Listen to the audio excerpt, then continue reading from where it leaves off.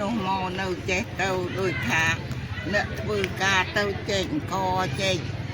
ទឹកស៊ីអ៊ីវចេញមីអុយហូបទៅមានអារម្មណ៍សប្បាយចិត្តតិចទៅដល់បើយើងអានៅឯនោះនោះស្មុគស្មាញអាណាខ្លាចគ្រឿបអាណាថៃសេមនៅវិថាទឹកដីវាទឹកដីខ្មែរចុះវិថាបោះវាមិនដឹងគេនិយាយថាម៉េចទេ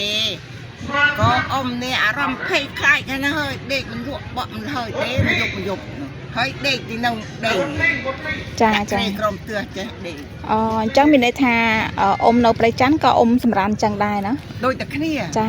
គ្នាដែលហ៊ានឡើងលើមានខ្ទួមចេះក្រានចេះអីទៅចាកូនសម្រាប់ទៅកូនចៅរញ៉េយអាណាភ្លេងគួផងពីកំពុងភ្លេងក៏គូហូបសាក់បសាយនៅក្រមរងតង់នេះចាអញ្ចឹងអ៊ំស្រីមកដល់នេះការហូបចុកហ្នឹងមិនដែរហូបចុកលអអាចទេគេចែកត្រីខទៅមីទៅ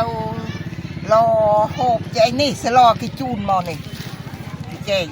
ចាអូយើងហូបអត់មានបញ្ហាទេមកដល់នេះហើយអ្នកធ្វើការគ្រប់គ្រងយើងបានល្អត្រឹមត្រូវហូបចុកអុយក្របអង្គអុយរកទីបើកទឹកក៏បើកមីក៏បើកត្រីខក៏បើកមុងក៏បើកកន្ទេលក៏បើកភួយក៏បើកអ៊ំឡាងនិយាយឈ្មោះអ៊ំឡាញអាយុម៉ានអី78ណោះចាហើយមកយាយមកហ្នឹងម៉ានថ្ងៃហីមកថ្ងៃគេបាញ់គ្នាហ្នឹងចាហើយមកយាយទៅពេលគេបាញ់ដំបូងហ្នឹងមកយាយភ័យហ៎ភ័យចាហើយរត់អត់មានបានអីចាអញ្ចឹងមកយាយមកហ្នឹងអត់បានយកអីមកទេអត់ទេខ្ញុំមកនេះមកដែលស្គេបាញ់ទេខ្ញុំចេះតែរត់មកចាមកអត់មានបានយកអីមកទេបានមកខ្លួនទៅយកមួយថ្ងៃនេះមកវិញចាចោមកតង់នៅម៉ានអ្នកដែរនេះតង់នេះនៅ4នាក់មកគ្រួសារនឹង4នាក់ចា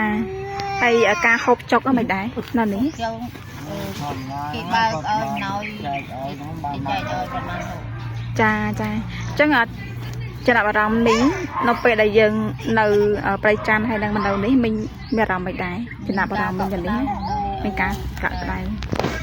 ហើយវាចិត្តតទៅជាមួយនឹងសត្វដឹកនាំយកចិត្តទុកដាក់មិនទេចាគាត់យកចិត្តទុកដាក់ដែរអត់យកចិត្តទុកដាក់យើងមានការខុសត្រូវអញ្ចឹងណាមិនមានការខ្វះខាតចាអញ្ចឹងមកយាយឈ្មោះសេងធីចាបញ្ចុតម៉ានហើយមកយាយ73ហើយ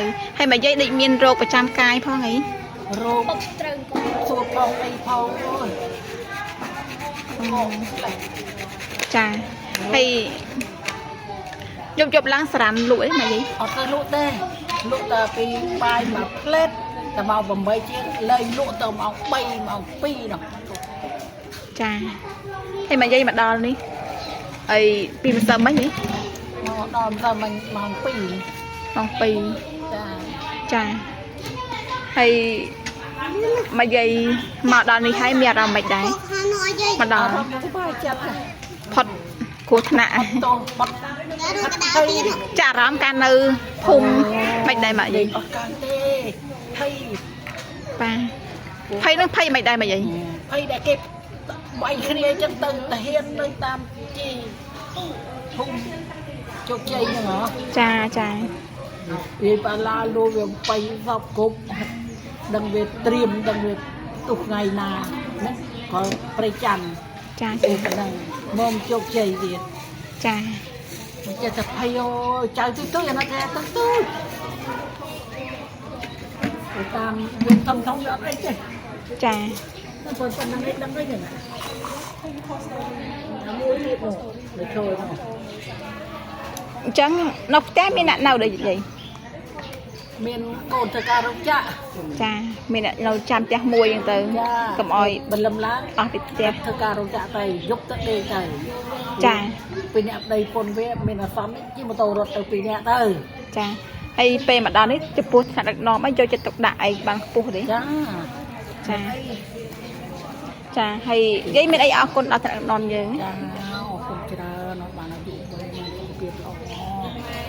ចម្រើននៅទីមានបានទៅចាក់ទៅជុំកាលយកគុំទៅគុំដេទៅអង្គុយខ្ចីណាអូនណា ណា